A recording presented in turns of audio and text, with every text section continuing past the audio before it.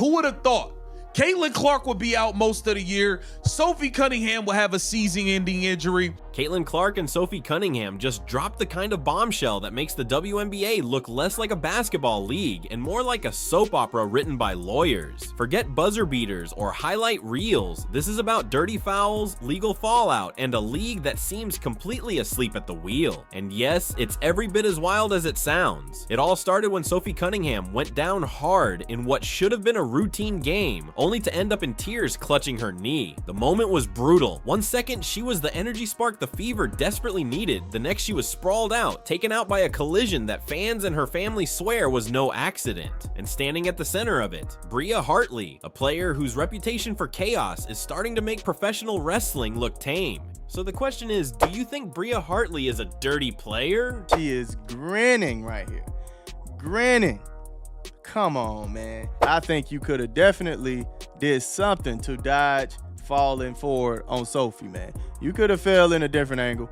Here's where things spiral quickly, because Sophie's injury wasn't just another bad break in a rough season. Her family immediately torched the WNBA, blasting officials for failing to protect their athletes. Sophie's sister Lindsay didn't hold back, calling out the league for caring more about fines than safety. Her mom Paula took it even further, labeling Hartley flat out dangerous. When your family is this vocal, it stops feeling like an accident and starts looking like a league-wide scandal. At WNBA, maybe you should focus less on fining players and more about hiring officials that are able to call a consistent game, protect your athlete. Sophie's mother, Paula Hartley, is a disgruntled player having trouble everywhere she goes. And it gets worse. Sophie's injury wasn't just a sprain. Analysts pointed to the patella, the kneecap, as the likely disaster zone. That's not a she'll be back in a week injury. That's a see you next season maybe injury. Think about it. The Fever's toughest defender and emotional leader wiped out in seconds, with little hope of returning this year. But the story doesn't stop at the court, because this wasn't Sophie's first major injury this season. And shockingly, both came against the Connecticut Sun. At what point does that stop being coincidence and start feeling like something darker? 2 major hits, same team, same victim. Add that to Hartley's dirty play record, yanking Angel Reese by the hair, slamming Becca Allen to the floor, and you've got a case file that looks less like basketball highlights and more like police evidence. By the time Sophie was carried off, the game itself barely mattered. The Fever were already down 17 points, their season crumbling by the week, and now their enforcer, the one player actually standing up for Caitlin Clark, was gone. What's left? A team unraveling, a league under fire, and 2 stars, Clark and Cunningham, now in the middle of a battle that could reshape the entire WNBA. It's a patella injury. Normally people will hold higher in their knee if it's a knee ligament injury. It looks like she might have either broke or either ruptured her patella.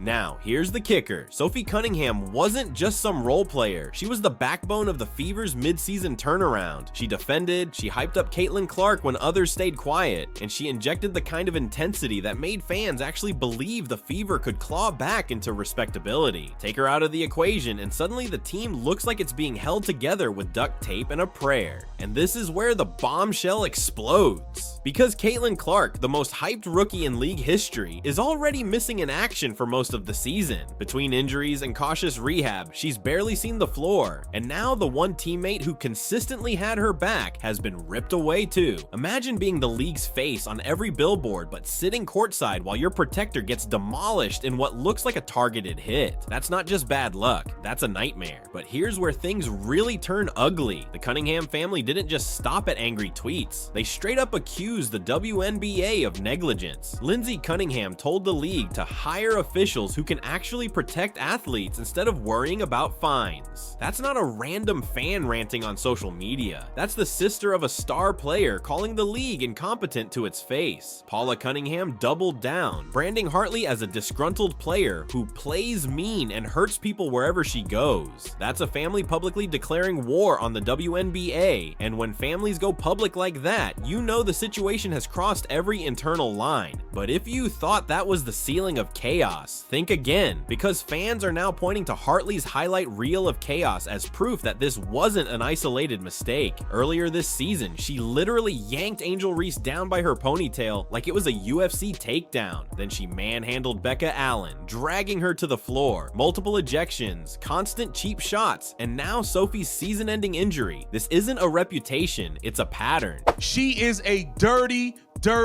player. She pulled Angel Reese out of air by her ponytail. Angel Reese is ready to fight. And while all this is unfolding, the WNBA looks like it's asleep at the wheel. No suspensions, no accountability, just more injuries piling up as stars drop one after another. Some are even pushing for a civil rights investigation into officiating, saying the league has created an unsafe environment where dirty players run unchecked. Just pause and process that. Fans are seriously asking for federal eyes on women's basketball because the officials can't call a consistent foul. That's not just embarrassing, that's catastrophic. By the end of the game, the Fever somehow escaped with a 99-93 overtime win, but nobody cared. The victory was hollow, overshadowed by Sophie's injury and the family's outrage. And for Caitlin Clark, the message couldn't be clearer. This league can plaster her face everywhere it wants, but it can't even keep her teammates safe. If evidence shows discrimination or retaliation, the Justice Department's Civil Rights Division must act. Here's the part that really stings. Sophie Cunningham's injury doesn't just end her season, it wrecks the Fever's entire chemistry. Before she went down, she was the only one willing to dive on the floor, bark at opponents, and actually defend Caitlin Clark when she got hacked to pieces.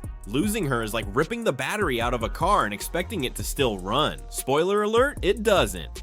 And here's where the story takes an even darker turn. Because this wasn't just Sophie's first injury this year. No, this was deja vu, her second major injury, both against the Connecticut Sun. The odds of that happening randomly? Slim. The odds of it being part of a pattern? Suddenly, a lot of people are asking that question. When two major hits happen against the same team, suspicions stop being whispers and start sounding like sirens. And then there's Hartley. By now, her rap sheet could fill an entire rule book. Fans have receipts of her ponytail yank on Angel Reese, her head grab on Becca Allen, and her countless cheap elbows and body slams. The only thing missing is theme music and a folding chair. Even sports analysts, who normally sugarcoat everything, are flat out calling her the dirtiest player in the WNBA. When the commentators stop dancing around it, you know it's serious.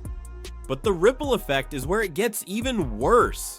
Because now Caitlin Clark is staring at a nightmare scenario. She was already missing over 75% of the season with her own injuries. Now the one player who had her back is gone, and the Fever are back to being a free-for-all circus. Do you risk returning to play when the league refuses to protect you? Or do you stay on the bench and watch the whole house burn down? That's the million-dollar question Clark and her camp are weighing right now. Meanwhile, the Cunningham family isn't letting this fade away. They're hammering the league with accusations, saying officials are failing their most basic job, protecting the athletes. Lindsay's call for consistent referees isn't just a rant. It's evidence that families are ready to put the WNBA on trial. And honestly, it might take legal action to force the league to get serious about safety. And then comes the Fever's so-called victory, a 99-93 overtime squeak against one of the league's weakest teams. No one celebrated, no one cared, because Sophie's injury turned the game into a funeral march for the season. Even Aaliyah Boston's double-double and Kelsey Mitchell's scoring couldn't hide the truth. The Fever aren't surviving this without Sophie.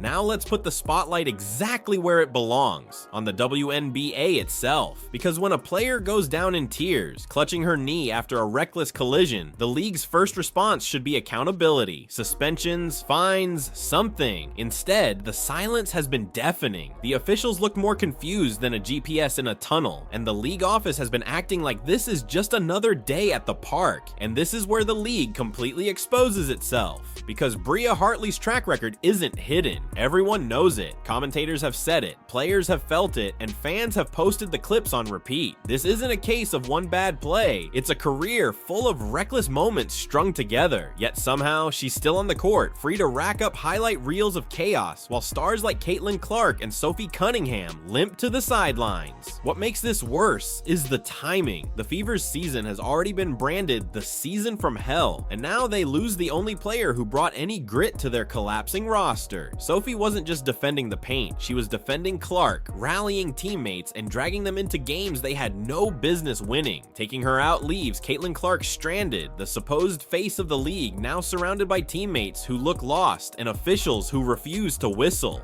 And if you thought the outrage was contained to one family, think again, because this has escalated beyond a bad injury. Fans are openly calling for government-level oversight. That's right, people are demanding civil rights investigations into officiating. That might sound over the top, but when you watch Sophie get wrecked, Clark get hacked, and officials shrug it off, the idea doesn't sound so crazy anymore. If referees can't guarantee basic player safety, then what exactly are they there for? To keep score? The real sting is how predictable this all feels. Sophie's sister said it best. Stop worrying about handing out fines for post-game comments and start worrying about athletes who are literally being taken off in pain. It's a brutal reminder that the WNBA has been more focused on controlling narratives than controlling games. And now, the cracks are impossible to ignore. By the end of the night, the Fever's overtime win meant nothing. The scoreboard may have shown 99-93, but the real number was 1. One star gone, one season hanging by a thread, and one league looking completely incompetent in the eyes of its own players.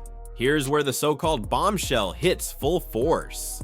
Caitlin Clark and Sophie Cunningham weren't just teammates trying to survive a messy season, they became the faces of a much bigger problem. Their situations prove the WNBA doesn't just have an officiating issue, it has a credibility crisis. When your stars keep getting injured in reckless collisions while the league looks the other way, fans stop believing in the product. And if fans stop believing, the league's future is cooked. Now here's the twist that makes this explosive. Because Caitlin Clark, the one player the league has been marketing as its savior, is now trapped in a no-win situation. She's already missed over 75% of the season. If she comes back too soon, she risks her own health in a league that can't protect her. If she stays out, the Fever collapse completely, and the WNBA loses the one-player networks are desperate to showcase. Either way, the league loses. Meanwhile, Sophie's absence leaves a hole that can't be patched. She was the defensive grit, the emotional anchor, and the teammate who actually had Caitlin's back. Now, the Fever look like a team running a marathon in flip-flops. Awkward, uncoordinated, and destined to fall flat. Even when players like Aaliyah Boston post double-doubles or Kelsey Mitchell scores in bunches, it doesn't matter. Without leadership, it's all empty numbers. And here's the part that really makes people nervous. Because Hartley's reckless play isn't being treated as an isolated scandal. It's being used as Exhibit A in the larger case against WNBA leadership. Fans and families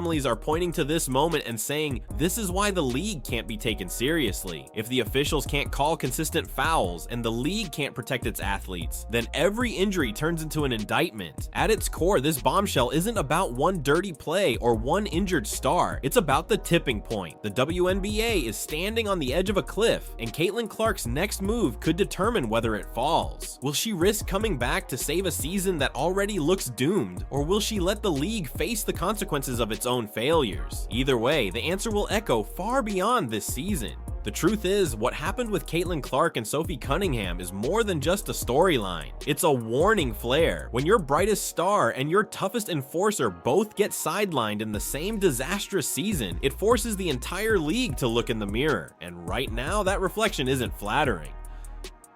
But here's the detail that ties it all together. Now, because Sophie's knee injury wasn't just painful to watch, it exposed the entire lack of accountability at the league level. Clark has been out most of the season, Sophie is now done for the year. And Bria Hartley, the player with a laundry list of cheap shots, walks away without consequence. The imbalance is staggering. This isn't just bad optics, it's dangerous precedent. If Hartley can rack up ejections, pull Angel Reese by the hair, slam Becca Allen to the floor, and still stay active, what message does that send to every other player? It tells them they're one reckless collision away from ending their season with no safety net. For a league that's supposed to be building momentum and showcasing its talent, that's the definition of self-destruction.